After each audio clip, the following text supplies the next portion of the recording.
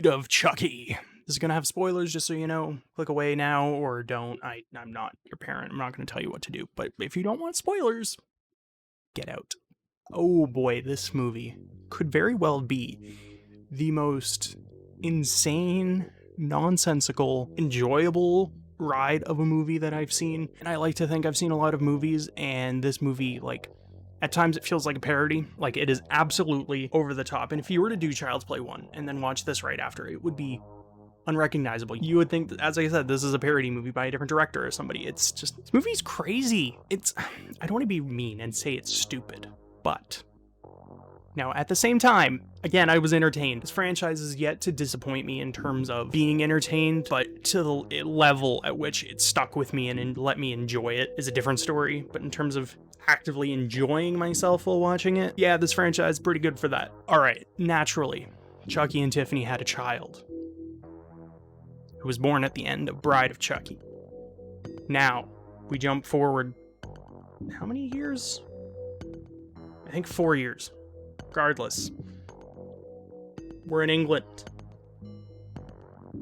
and he's a circus attraction, and he has a British accent because the guy in the circus was traveling, and he just so happened to pass the graveyard and noticed it and saw it talking and took it home, and now he's a circus attraction.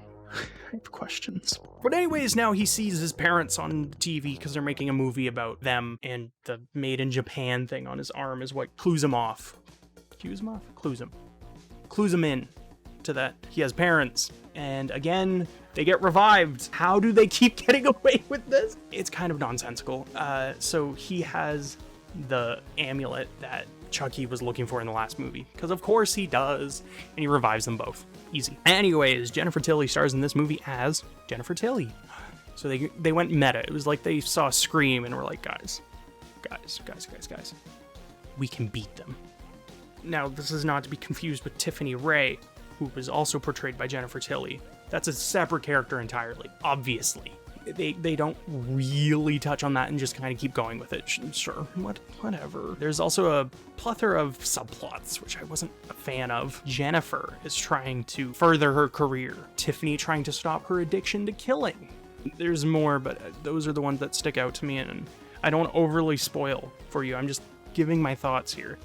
But there's a lot of stuff going on in this movie, and I don't really care for much of it. It is, however, entertaining. Again, what is with this franchise? I'd argue that it should have gone through a few more drafts of the script, because Don Mancini was directing this one, so it felt like with him writing it and directing it, was able to get pushed through a little bit faster than I think it should have been. Despite it being hilarious and outrageous most of the time, it loses a lot of what makes Chucky special. Again, like the last movie, if everything is crazy, Chucky himself no longer feels special in the world of Chucky. He feels like just another person. The idea of him having a child after having a wife was neat. I enjoy that idea. I, however, do not think Glenn or Glenda, because they have a little argument over whether it's a girl or a boy, I don't think it works for me.